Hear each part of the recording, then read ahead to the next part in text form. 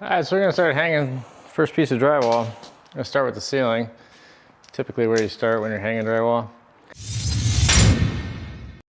If you're hanging drywall by yourself, it does help to throw a cleat on the wall where you're starting at.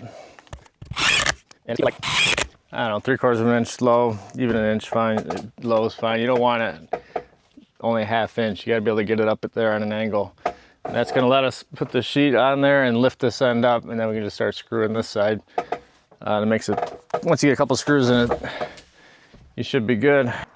This is actually a 54-inch wide piece. You can get certain sheets of drywall 54 wide. Usually it's used for 9-foot ceilings, so you don't have to have a piece there in the center when you stack them. But I'm using it on the ceiling because my room is 102. So if I use a 54 wide plus a 48, I'll just have a single seam down the center of the ceiling there. So that's the reason for it. So we're just gonna go ahead and cut it to length here. When you cut your drywall, you don't wanna cut it like super tight. You gotta give yourself a little wiggle room. I mean, it's gonna get all mudded anyways, so you don't wanna have to force it in there and end up breaking a corner. I got this leaned up against a set of horses, which is not ideal, but all you gotta do is just score the face. Usually the T-square reaches all the way across on a 48-inch sheet. You just score it, and then you just come around, smack it, and then usually cut it from the back side. But then you just come through and finish off your cut. So I'm gonna be using the Great Stuff foam glue. I love this stuff. It's so much easier and better than traditional construction glues that, you know, come in a caulk tube.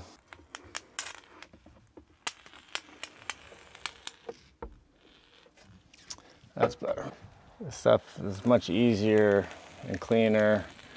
You're not sitting there trying to squeeze a big old heavy caulk gun and trying to get the glue to not to drip on your head. And the stuff holds so well, it's amazing.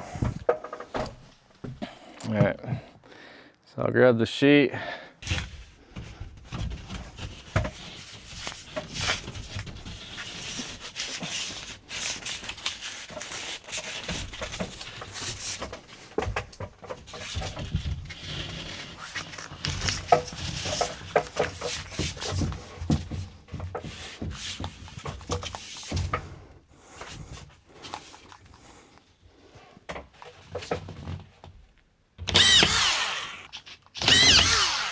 Looks like it's a little snug over here. Thought I had it up all the way. So it's better to cut your sheets a little shy. I thought I did. Having a drywall gun, especially cordless, makes it easy putting in screws.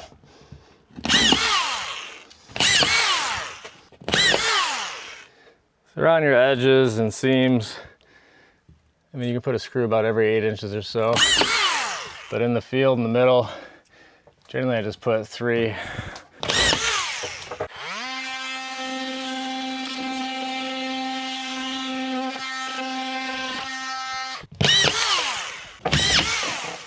If you never used a drywall gun, the way they work, they got a, you know, typical Phillips bit in them, and you got an adjustable collar, and that's what it stops at.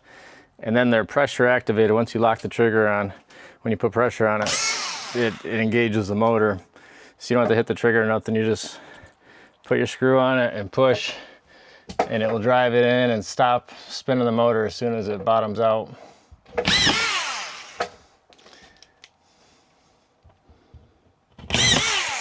Pretty sure this is my last corded power hand tool that I use. I mean, I still have other ones, but I don't really use them very often. But I don't have a cordless version of this, but it seems like I have a cordless version of everything else.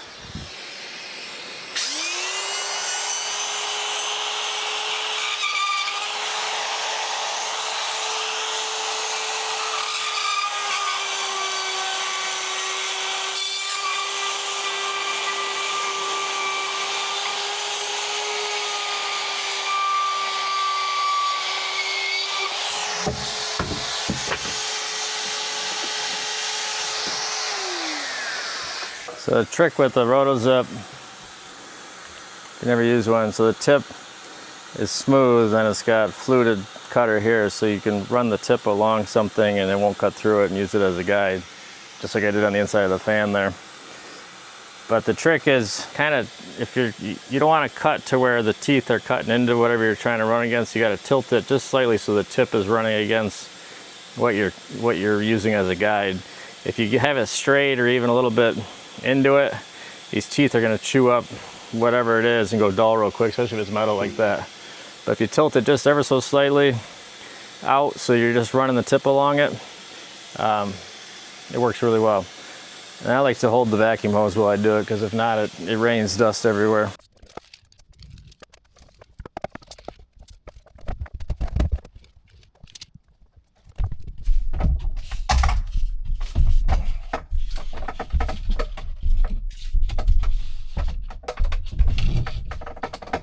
So you can see I use the cleat there on the wall again to help me hold that sheet up. When you're by yourself, it just makes it so much easier to have it holding up one end for you as you get the screw started. You can also see where the 48 and the 54-inch sheet worked out perfectly on the ceiling. It eliminated having a little strip down the center there, which wouldn't have been a big deal, but my belief is anytime you can eliminate any extra seams or unnecessary seams, the better it is. Once we get the ceiling done and move on to the walls, there's no need to cut out your electrical boxes ahead of time. Usually I go ahead and measure the center of the box and write down the reference where it's going to be, and then before you get the screw or the sheet screwed in tight, I'll mark it out and just zip it out with the RotoZip. Anytime you're going around windows or doors, it's always nice to use a full sheet so you don't have any seams at the corners of the doors or going up the sides of the doorways. That'll help eliminate the stress cracks that you sometimes see coming off the corner of the door opening or window opening. So it's always easier to just throw it up there and then cut it out after the fact, instead of trying to measure everything and lay it out. Just make sure it's screwed in good all around the door opening, and move on to the other wall. So like I said, you start with the ceiling, then your first drywall sheets go up tight to the ceiling, and then your second row goes up tight to that, and it ends up being off the floor maybe 1/2 to 3/4 of an inch or so, which is good. I know it's tempting. A lot of people, the first time they hang drywall, or if they don't have much experience with drywall, they just want to hang the sheets vertically, and they think that's going to be an easier process or less seams that way. But I promise you, you'll get a flatter wall and a smoother wall, and you end up hitting your stud pattern much better when you lay the sheets horizontally on the walls. You know, every 4 foot you have a chance of missing a stud if your studs aren't exactly where they should be. When you put a sheet horizontal like this, you can, you know, get 10-foot sheets, 12-foot sheets to kind of fit to the room better and eliminate a lot of the butt seams there. And then you just have your factory edges down the center, which in my opinion it's easier to do a horizontal seam along the wall at waist height than it is trying to reach the ceiling and go all the way to the floor every time you want to do a seam. So same scenario, just covering up the window opening with a full sheet.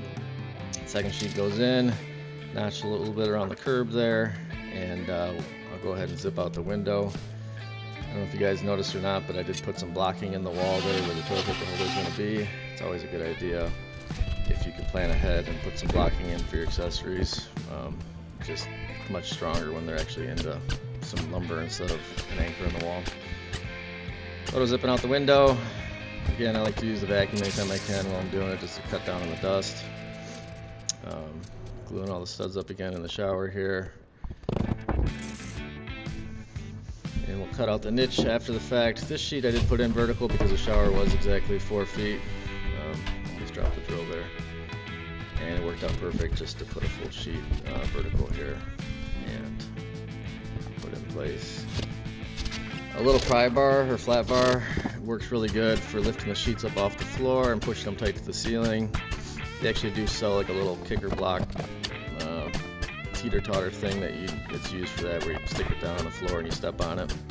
But just a flat bar works just fine, just to get that sheet up off the floor and push tight to the ceiling for you. Zipping out the niche opening there. Using the vacuum again, keeping things clean, keeping the dust down, keeping it neat. In the shower here, since this is all going to be covered up with the Schluter Curdy membrane system. It doesn't need to be green board, it doesn't need to be cement board.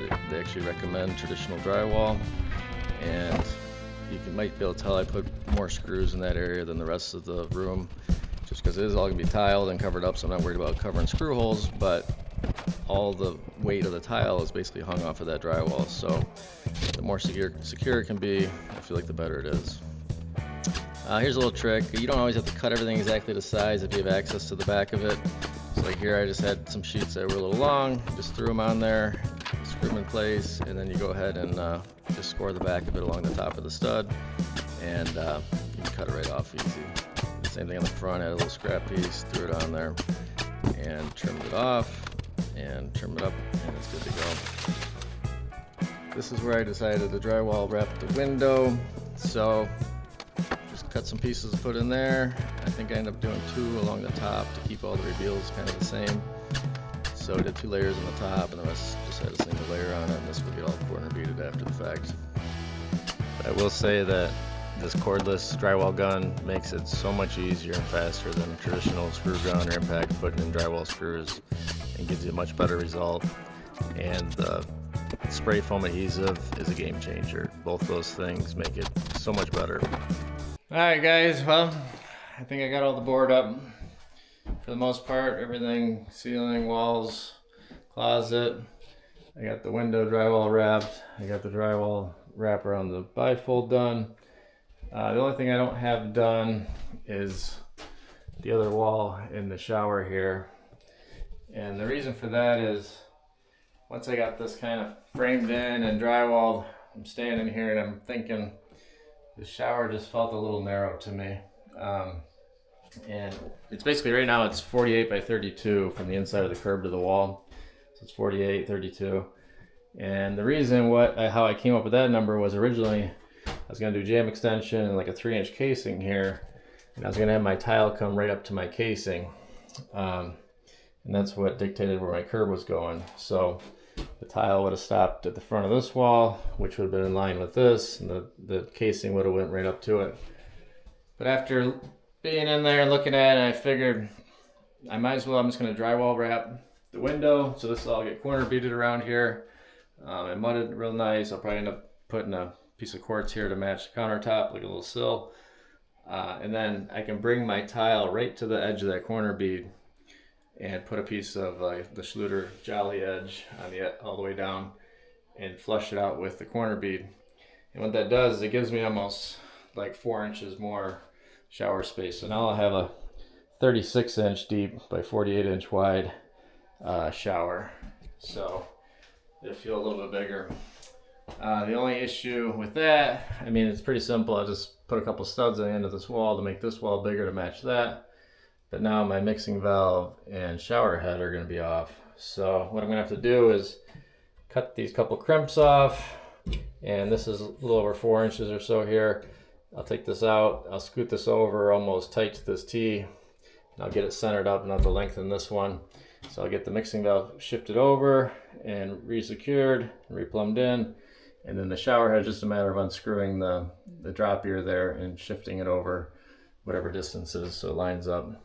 And then once I move my curb, I'll find the center on the floor and I'll drill the hole for the drain, and we'll be all set there. So it's not a huge deal. It's just something little. I got enough tile. I mean, the tiles are 48 inches long, so I'm going to be cutting them off anyways. So it's not like I had to buy extra tile or anything. I just figured it would make the shower feel a little bigger. But other than that, I think it turned out all right. I don't really like doing drywall. It's not my thing. I try to keep everything as tight and neat as I can. I did get a little crazy with the rotozip on a couple of the outlets and the light box here, where I kind of overcut it. But if you notice, the glue foam that I was using, it actually does work good for filling voids like this, like to backfill them first. You know, you don't want to fill them all the way to the face, but it's good just to have something back there where you can pack the mud in up against that. And that glue foam dries very dense and hard. It's almost like knocking on wood when it's actually cured. So I just filled in those couple spots. I don't really know what happened with the rotozip. I just kind of got a little crazy. In the top of that outlet, same thing happened there.